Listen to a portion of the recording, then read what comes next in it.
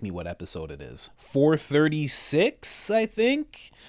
It's all up in the air. I gotta figure that part out. I get it and then I lose it. But this is the Sold Not For Sale podcast. Let's get right into what we're talking about today. Joe Rogan and Tom Segura, they actually get into a conversation that I didn't really think Tom Segura would be even thinking about. If you know Tom Segura, he is a comedian. He has a podcast called Your Mom's House where him and his wife look at wild, disgusting, violent clips at times and just kind of go back and forth just like comedians do.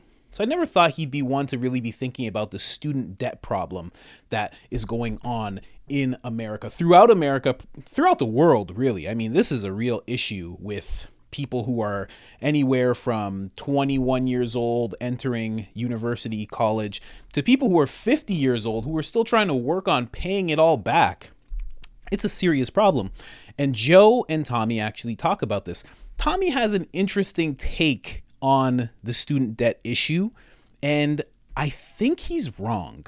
I do think he's wrong. So I'm just going to get right into that. First, I got to take you to the store. This is IamCoachColin.com. Now, I'm going to give you a little tutorial here. We go to catalog, all right? We go to America's Sold Not For Sale, because it's not. And then we check out the whole catalog that we have. We got women's t-shirts, men's t-shirts. We got women's tank tops, men's tank tops, all sorts of stuff. Let's check out a woman's t-shirt here. Call this a deep V-neck with the Sold Not For Sale logo atop of it with the American flag design. It is the newest one. Celebrate that in style. It's July. Pride is done as of the end of June, and now it's time to have pride in the country that you are from. You can get a men's t-shirt as well. Same design on there. Beautiful stuff. That is IamCoachColin.com. Now, if you want 10% off, I got you. You just have to put into the discount code area, I am Coach Colin. This is all capital letters, all one word, one L on the Colin, and it's I am, not I'm. I am Coach Colin. That'll get you 10% off. And if you're someone who has done that and purchased something off of the site, thank you so much. You are much appreciated. Thank you, thank you, thank you. Now let's get into this clip. Student debt. Tommy Bunn's thoughts on student debt and Joe's. Unpopular for a lot of people to hear, but the idea of forgiving student loans, it's a fantastic theory, but one thing that nobody considers who is a huge advocate of that is, okay, so somebody owns that debt. That debt is owned. So are you saying, when you say forgive, who are you saying are you saying that the government will just pay all of that debt? Do you have an idea the amount of debt that is? Somebody owns the debt. So if you go forgive the debt, to what degree? Like, are you just saying erase it? It doesn't just disappear. The debt is owned. Right. So when you say just pay it, who are you saying will pay it? In taxes? Right. Everybody's going to pay it then. Right. So the debt just doesn't get erased is my point. But there is a bizarre issue with student loan debt. That student loan debt is the only debt that you can't declare bankruptcy. Yeah, that part is... That's crazy. That's crazy. It's crazy. That's crazy. That doesn't make any sense. But when you say forgive it, it's not just... Like, I think a lot of people say that and they go, I just don't want to pay this. Yeah, of course, I understand that. Yeah. But you realize that somebody has to pay it. It doesn't just go into the sky. Right. Somebody owns that debt. So who's going to pay it? If you say that the government will forgive student loans, I mean... that amount has to be in like the trillions. Wonder what it is. Let's find out. What's the collective student loan debt in the United States as of 20? I do know there is a differentiation in this conversation that it's federal student loan debt, not private student loan debt, which is a big difference. Okay. That's companies that do own that debt versus like the government that granted. So this is like just Pell Grants federal and stuff like that. Federal I'm student loans. Pretty sure of that. Okay, so there's two different types of loan debt. So I'd want to know what it is compared to the military-industrial complex budget. Oh yeah, right. That budget is That's a budget, astronomical. boy. They accidentally paid an extra $6 billion to Americans- Ukraine. They're like, whoops. Whoopsie. See this with Typo. this statement. I don't know if this is differentiating that either. It says it's 1.78 trillion in student loan debt. It's a lot, dude. To the U.S. That's more than people owe on any other type of debt in the U.S. except for mortgages, though the Biden administration is trying to forgive hundreds of billions of dollars in student loan balances. That's more than people owe on any other type of debt in the U.S. Well, except for mortgages. But I mean, isn't that, like, you see what I'm saying? Like, if you just say, hey, erase this debt. Okay, I mean, I get it, but you do understand that has to come from somewhere. Right. It's not just them It's going. not air debt. Yeah. That is both. That is federal and private together. Okay, so that's all of it. 1.75 trillion. Click on that so we can see what it says there. It says on average. It says cost of college has steadily increased over the last 30 years. In that time frame, tuition costs at public four-year colleges grew from $4,160 to $10,740, and from $19,360 to $38,070. It's crazy. At private nonprofit institutions adjusted for inflation. All costs have risen. So has the need for student loans and other forms of financial aid. Imagine if you're a person that makes $100,000 a year and your kid is going to school and it costs $38,000 a year, and then your kid gets out and they get a $50,000 a year job and you realize they're never going to pay this back. It's insane. It's what they're doing. That's what they wanted to get rid of. It says 92% of all student debt are federal student loans. The remaining amount is private student loans. Okay, so it's a trillion. Yeah. It's a trillion plus. Yeah. That's a lot, dude. It's a lot. And so how much have we spent on Ukraine and how much are we going to spend on Ukraine? But here's the thing. Like, if you forgave that debt, wouldn't that spark the economy? Wouldn't, like, if people have more money, the thing about when people have more money, people spend more money. When people spend more money, the economy does better. If people are straddled with student loan debt, I got to think that somehow or another cripples the economy. I don't think you're wrong in theory about that. I mean, it would seem that, like, you'd obviously have more to do. Yeah. You could do more with your money. And it's not like you're giving people money, you're just absolving them of debt. Which is a huge one. The real problem is the whole predatory student loan situation. Yeah. That's a real problem. And it's also a real problem to saddle down a 17-year-old with debt that they will keep for the rest of their life. And they hit you at that same time at the student union with your first credit card, and they're like, just use this. Ugh.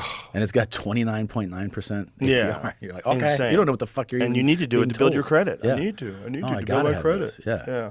And you're I'm gonna buy paying a car. You're paying $26 a month for a coffee you bought. Yeah. You know, it's crazy. It is crazy. Yeah, the whole thing is insane, but it's insane that we do it to kids because, kids don't have a sense of the future. They just don't. They've only been alive for 18 years. 18 years is not enough time to figure out what kind of debt you're going to be in when you're 70. Don't you wonder too why when we're in school, and it's still not a thing when kids are in school, we don't like really teach them about money? Like you don't learn shit about money. You don't learn shit. I'm saying at any level, elementary school, high school. But you don't learn shit about anything you need to manage life. No. You're basically learning how to say words and not form sentences. You don't learn about you don't learn about money. Yeah. You don't learn about nutrition. Nope. Nothing about that. You don't learn about thinking. No. I mean, you know how many kids could be saved from a lifetime of bullshit if you just explain to them why jealousy, why it affects them? Sure, emotions. And then, and explain that these are just natural human emotions that we evolve, but you have to learn how to conquer them. And you learn how to you learn that, like, one of the most amazing, it seems like it's something you should be taught in like middle school, is feeling. Let them sit. Yes. Yeah. When you feel jealous, Yeah. you're not supposed to never feel jealous. Right. But you learn to go, okay, that's the feeling. Yeah. I'm feeling, and this is why I feel jealous about it. And guess what? All feelings, they dissipate. But they get worse, they extend when you fight them, when you resist. I don't want to feel it, and you don't want to actually process the feeling and deal with it. I mean, having that understanding that all those emotions are natural to have, it's like, it really is something that could serve you so much better to learn younger. I don't want to learn that at 40. Right. Teach me that at 13. Right. You know? Yeah, it would make high school a lot easier Yeah. to deal with. Yeah. I mean, they should teach kids the value of exercise in terms of mental health, the benefits that it has on that. No, you have to figure that out on your own. Yeah, You figure that out through trial and error, through your own life. totally. Yeah, nobody's teaching, unless you're listening to podcasts, nobody's teaching you that in school. How to think. No one's teaching you how to think. And no one who you admire, who lives a good life, is teaching you how they do it. Yeah. 100%. Here's where I was blessed as a kid. I was 350 pounds when I was 13 years old. I dropped out of school in grade 10, and I started working very early, and I had a conversation with my oldest brother, who was very much on the path of just, marketing executive type, and he told me, hey, make sure you find something where you're really happy doing it. Those three things molded me and pushed me to amazing heights. When I was 13, I had to learn how to work out. I had to lose weight. I had to learn about self-discipline. I had to understand that you had to really focus on something if you wanted it to change. And then I learned that you had to control over your body and your mind, which was perfect. When I dropped out, I learned that you had to work for $1 and that your mom's not just going to a place and coming home with money. She's working really hard. I had to do the same thing. I had to learn how to budget and buy food and do taxes and all this stuff. So that was like a godsend because you need to know how to do that. And then when my brother told me about doing something that actually makes me happy, it made me strive to never get stuck in, I won't say a dead end job, but a job that's not bringing me, I'll say like a soul sucking job, a job where you're working it and you just feel absolutely terrible the whole time you're working it. Those three things helped me so much in life. And I didn't accrue any debt. No student loan nonsense. I had student loans because I flunked out of college real quick, and it was like $4,000. And I paid it back really, really fast. So I was really lucky there. So yeah, you gotta, sometimes I thank God that I was just a weed smoking, not a high achiever, underachiever, one of the hoodlums, if you want to say that. It was actually a gift. It was a gift from God that's how my path worked. Otherwise, I may have been good in school and then amassed $250,000 in debt because I wanted to get a PhD or something. And then God, no, Jesus, that's the most terrible thing. Here's where I think Tommy is wrong. And actually back to that conversation.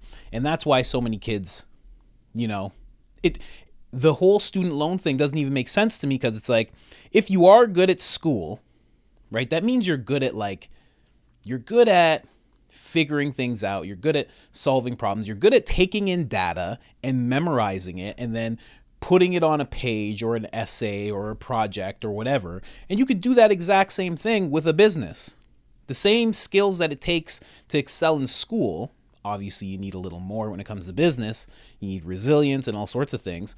But you need to know how to formulate ideas. Take an idea. Is this a good idea? Let's bring this idea into action. Let's execute on this. Let's see what actually happens. You need to be able to do that. And if you're already good at that, so many people, they'll amass the $250,000, $150,000 in debt. And here's where it doesn't make sense. You get into a workforce or into a position where your job doesn't give you nearly enough money to pay that back. So then you're in a situation where you might as well start a business, work for yourself, scale it up as much as you can so you can pay the money back. So then at that point, it's why go to school at all? Why even do it? I think it's a safety fear thing. I think that's why they introduce it to you when you're 18 years old, because that's the time where you don't know much and you're easily scared because you're going into this stage of life of adulthood and you don't know what to do. And you're just looking for another daddy. You're looking for another school that you can just be inside of, and that's okay. And I'm actually doing something. It's a raw deal. It's a raw deal a lot of people get. I know someone who, I'm in my 30s. I know somebody who is just finishing school. And they're the same age as me, maybe a little older. Do you know how crazy that is? How much money they owe? It's insane. How are they going to pay it back? Are their kids going to have to pay it back? How does that work? I think it's absolute nonsense. So yeah, you don't learn a lot of stuff in school. I was so lucky because when a lot of people were trying to figure out what college they were going to or what they're going to major in or what they're going to focus on as they're in high school, leaving high school, unlike all those people, I was like this. I was I'm I could sell this stuff. I could definitely sell this stuff. That's what I was doing. And you know what? It was a very hard life, but you know, it made me very well-rounded. Met a lot of people, did a lot of things, you know, worked through some issues, things I would have never done if I went to school. So I don't know. And then when you meet a lot of successful people, like super successful people, you're not hearing about school all that much. You're hearing about, I dropped out, I stopped going, I focused on this business, that bit. Like, you're hearing a lot of that when it comes to people who are like upper echelon millionaire types. I don't know. And if you're older, believe me, that path's not done for you. You can still step into that. You can learn stuff right now. Again, I'll always talk about my mom. She figured out a business, focused on it, and she did that like in her mid-50s. You know what I mean? And now she's like, she flies back and forth and she does what she wants now. It's a beautiful life. You can do it at any time. Anytime. She's turning 70 in a few months. Like, come on. All right. Now, where was Tommy Buns wrong? Let's switch up this right here. Let's switch this up. He said that the debt, it made me ask some questions as he was saying that. Here's what is a bailout, because that was my last question. But the first question was, you know, like, what is the debt? So they were right about that. It is $1.7 trillion, fourth quarter of 2022. So maybe it's a little more now, maybe it's a little less, whatever. Okay, so it's a lot. But then I was like, who owes this debt? Because, you know, some of it's owned by private companies, but a lot of it's owned by the federal government. So when you say it can't just be, you know, taken away, I feel like he's wrong. I feel like he doesn't understand. And, you know, not that I understand on this high level, but I feel like the federal government has more ability than we would think. I think they could go like this and make some debt disappear. I think they can do that. I don't know. I feel like if they could just print money, they could just make debts go away. But obviously when they printed money, there's consequence. Maybe there's consequence when they make the debt go away. But I don't really understand why it would then be like paid in taxes. That would have to be something that the government decided. They would have to be like, okay, we're going to take this away, and they're not even taking it away at that point. It's not really a forgiveness thing. They're just like, okay, we're going to put this on everybody in the country. So like the people who were forgiven would have to pay anyway. I don't understand. I don't get that part. I really do think he's wrong. So the next question I asked was like, who owes this? Like, what department does this stuff go to? It's Department of Education, right? And their budget is almost $200 billion. So I was like, okay. So they obviously, maybe they need that money. But if they have a budget of $200 billion and that 1.7 trillion hasn't been paid back yet, it's not like they sit in the cold and they're just like, oh my God, we need this money. We're not getting this money. They get that money every single year regardless. So then why? And I'm not saying like it shouldn't get paid back, but like, why does it have to get paid back? The Department of Education's fine. The Department of Defense, which is the next thing I looked at because Joe Rogan wanted to know about that, and their budget's about $2 trillion distributed among its 6 subcomponents. So that would be like Navy, you know, like everything like that, military, private, like all that stuff. It would just be divided up. But $2 trillion, just think of it like that. So, okay, they get that money regardless. They're not depending on the student loans. No other department's depending on the student loans. So why do the student loans that are owned by the federal government need to be paid back? And why, if they were forgiven, why would they have to now get put into taxes? Like, why would you have to pay them in taxes? I just don't understand that. And that's when I asked the question, what is a bailout? Because, you know, it doesn't seem like the banks or any industry that's been bailed out recently or, you know, in the past has really had any trouble. And we do that at a moment's notice. Right? So what is a bailout? It's when a business, individual, government provides money or resources or cash, known as a capital injection, to a failing company. These actions are to help prevent consequences of that business's potential downfall, which may include bankruptcy and default on its financial obligations. Well, like, isn't that what the people who owe student debts, isn't that what they need? Like, a lot of these people are living hand to mouth because of the student debts. You know, it's an issue. It makes owning a home harder. It makes, it could make, groceries harder. I mean, a lot of people who go to school for X end up in industry Y anyway, and they're not even using their degree. I don't know. It's really weird to me. And then a bailout injection of money into a business organization that would otherwise face imminent collapse. Well, now, when we look at student loans, right, and I'm going to end this here. It's getting a little long. But when we look at like the video, it helps a lot. But when we look at student loans, isn't there a generation of people, a couple of generations of people, who are kind of facing imminent collapse? Can't this thing be bailed out? I don't know. But again, at the end of the day, I just feel like they could snap their fingers and be like, this is gone.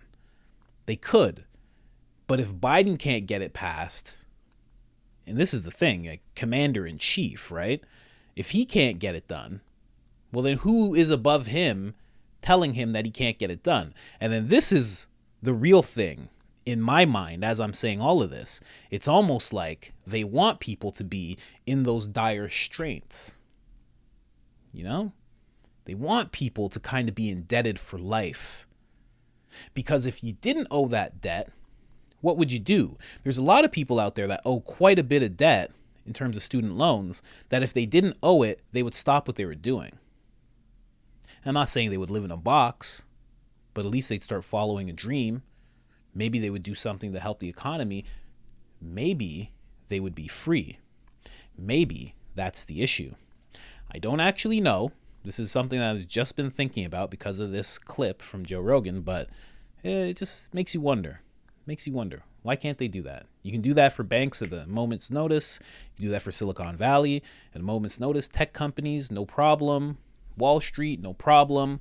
But when it comes to student loans, or I should say, let's say it fittingly, when it comes to the people of America, all of a sudden you can't figure out how to do that. I don't know. A little weird. Like the video, it helps so much. You have no idea. Boosts us out of the shadow realms. And other than that, I am out.